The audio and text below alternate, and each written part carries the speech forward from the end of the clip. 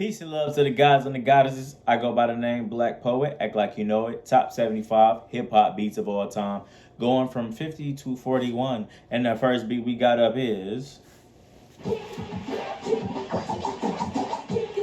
Cha Cha Cha, MC Lyte.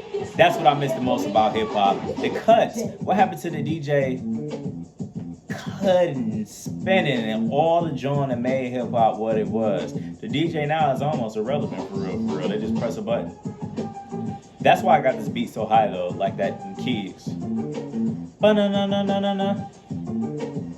I'm not quite sure what the sample is, but even that, the bump, boom bum, boom bum, that John has been used in hip hop since then for 30 years, and I'm sure this is not the first cut to ever do that, but just to give credit to that old school hip hop for creating what it is that we do in the modern day.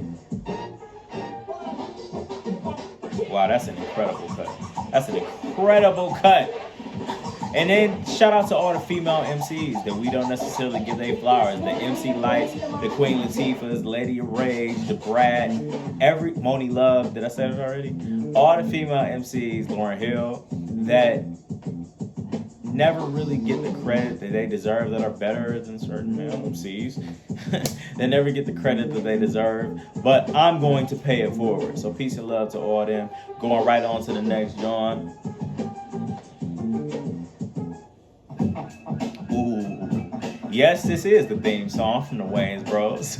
This might have been the first time I heard that, and I didn't even connect it when I heard it again, listening to Tribe as an adult, because I was listening to watching the Wayans Bros when I was like a child. But that jazz element, you're gonna hear a lot of Tribe Called Quest in this list. I didn't realize I was doing that, but I guess the jazz influence is one of the main topics of this set of beats. And it's to talk about the big band section. The string from the guitar, the string from the bass player, the drummer playing the entire set. You're gonna see that later in the list. But like,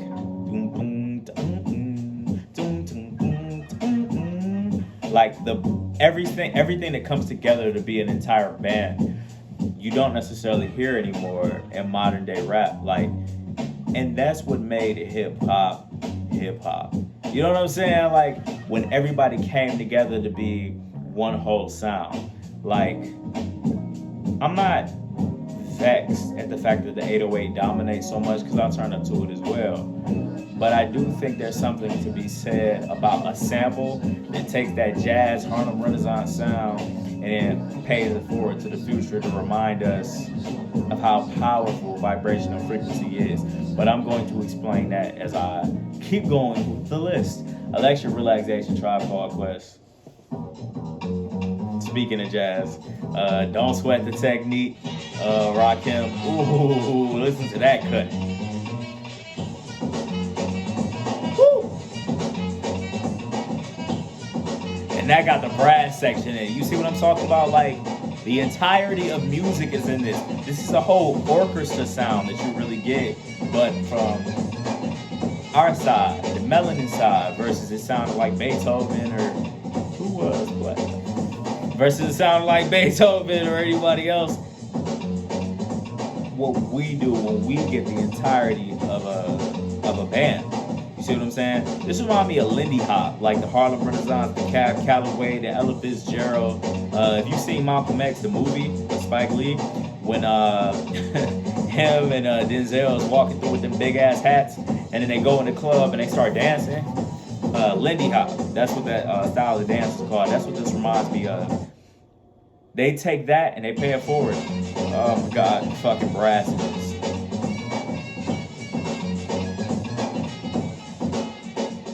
That's music, man. That's music. Let's get back to the big band sound being sampled, paying it forward, even creating it ourselves originally. I'm from Motown. This is Detroit. I'm from Motown. I want to see the big band sound be mainstream again.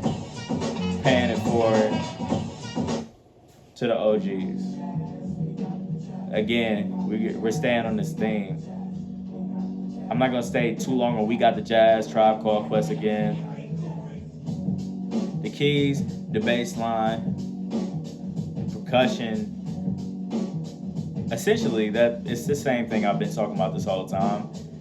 What I like about this beat is it has that earworm effect of the hook without it being any words on it.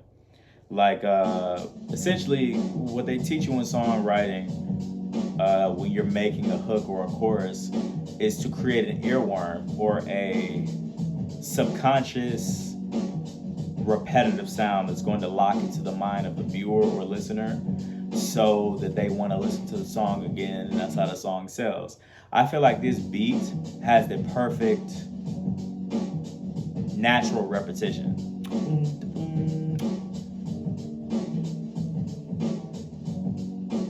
I guess you would have to enjoy the genre for you to hear it, but I feel like no matter what you're used to listening to, We Got the Jazz is the perfect example of an earworm, a 4-bar loop that locks into your mind that when you go to sleep, you'll dream about it. When you wake up, you hear it.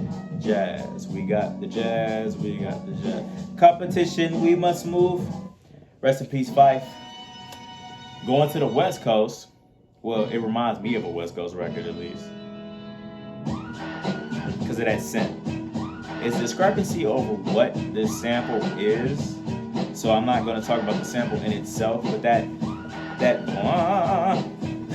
that's why this is on the list. This is going to get any party lit if they know hip hop. I mean, if they're used to that sound. I feel like this represents that West Coast G-Funk era very well. It takes the drum line, the percussion set from the East Coast, the boom bop, but with that is very G-Funkish. That's why I got it so high on the list. Plus, it's something to be said about speeding up the BPM in order to create a festive record versus a more melancholy, chill out and vibe record. And this is just such a, you know what I mean? Like, I don't feel like you can sit still, especially if you turn, but even in general, you can't sit still and this come on. You know what I mean? I guess we're gonna keep going forward.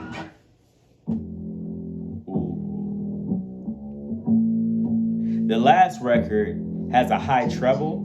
This one has a low bass. And both ring to the ear and stand out. You know what I mean?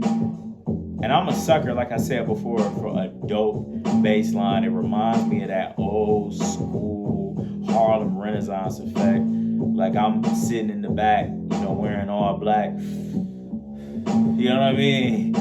Watching the stage, with the little hat that tilted the way type time, you know what I mean? Like just listen to a great poet speak spoken word. The monocisms, the benegisms.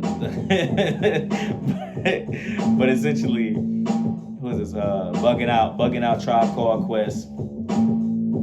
I wanted to put an emphasis on jazz. I paid homage to James Brown in the previous set. This time that. See that part of the set, the part of the drum set, I'm not sure what it's called. Not the hi-hat, but the other one, the big gold one. I don't play drum. I'm not a drummer. But these different sounds that create one whole sound in this thing that we call hip-hop. I'm putting emphasis on that so much so because I'm very irritated with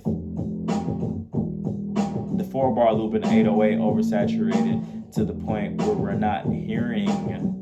Like, you can learn how to become a musician from just hearing music if it's enough instrumentation in the music. When you listen to Moonlight Sonata or you listen to any orchestra sound, there are so many sounds, even old school jazz. Like when you listen to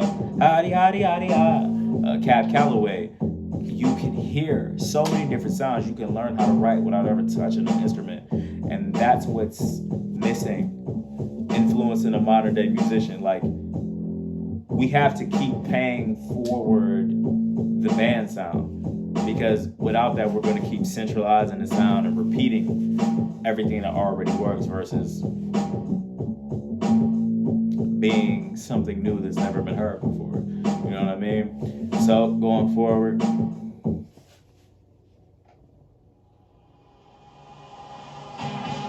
This is one of the hardest beats ever made.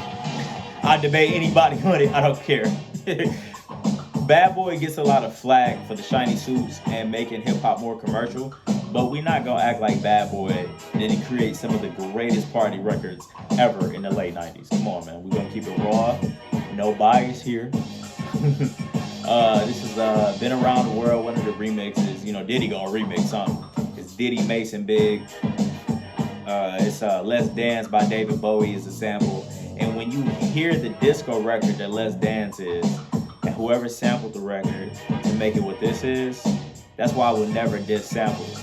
Because when you can take something completely different from a completely different genre and then flip it into hip hop and make it a party record for the hood, you got a different type of ear. You know what I'm saying?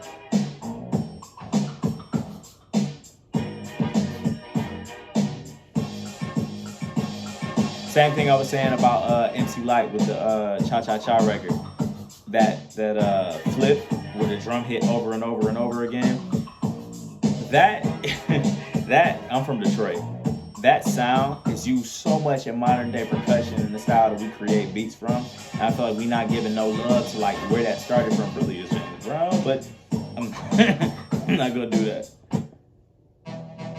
Ooh. Back to the brass section. This whole thing is about paying love to jazz, but like, Down for My Brethren, because I'm getting censored on the internet. Down for My Brothers by C Murder. No, this record make me want to turn up every time they come on. I could just see everybody in the club going crazy off this one. This is a dangerous record to play at the wrong time at the wrong place, but I feel like anytime you get percussion with the sax or the brass section, it's going to resonate with us. Like they used to play the drum back in the day to start a war. Like there is not enough when you use DAWs and you're using like a computer to create sound. It has more of an electronic thing going on versus that natural vibrational frequency that you get from natural instrumentation that activates the soul and activates the chakras. You know what I'm saying? So that's a key element of hip hop that I wish would come back more so than just the 808 activating the subconscious mind. Natural and live instrumentation where you can feel the vibration being recorded hitting you in your soul and waking you up. Man, this record is crazy. There's so much I can say about this.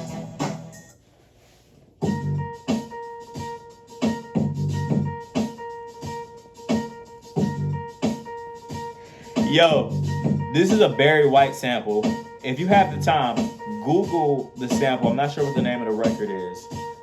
Don is his name, start with a D. But he was able to flip this something crazy. He slowed it down. It's actually much faster than this. He slowed it down. Woo! He slowed it down and created, in my opinion, one of the hardest samples. This is something I didn't even want to put as high as it is, but I got so much, it's colder beats later in the list, so I had to let this come all the way up. But this easily is one of the best samples in hip hop, period. And how you know that? Back when this dropped, every single MC did a verse over this. Go Google it. Every single MC at the time was spitting over this beat. Oh my God. Again with the DJ, that he's playing that record backwards. He's playing that record backwards. Even the sheen, the cymbals he's hitting backwards. This is a crazy record, man. That's one of the hardest records, sample-wise, I've ever heard in hip-hop. Jesus.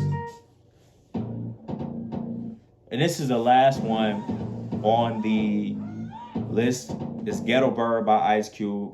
The last one was all about the Benjamins, and you knew that. Now that's Funky Worm, I'm sure. Dope Man has the same flip, but this one is harder to me, so I use this one. I could have put Dope Man in the same spot, Dope Man by NWA, but to me, Ghetto Bird is a harder flip than Dope Man. The bum bum bum. I'm I'm not repping nothing. I'm not repping nothing, so I'm not gonna see walk or nothing. But this is the perfect beat for that. You know what I'm saying? Like,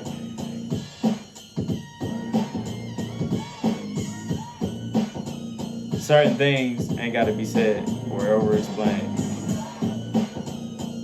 And this is a recreation. It's not even how hard the natural beat is. This instrumental don't necessarily exist. So somebody recreated it. That is one of the hardest beats in the G-Funk era ever. I'll put this against any other G-Funk beat that there is. And then they flip it. All About the Benjamin, same thing. They flip the Jackson 5 toward the end during Biggie's verse. And this, they flip it twice. They use a completely different sound in the same record, like Travis Scott with Sicko Mode. And when you can put two beats in one song and then let it still rock, man, that producer is on a whole nother level of creativity. You know what I'm saying? But essentially, that is the end of the list. Peace and love to the guys and the goddesses. I got one more set before I do it in a podcast set. Jesus Christ.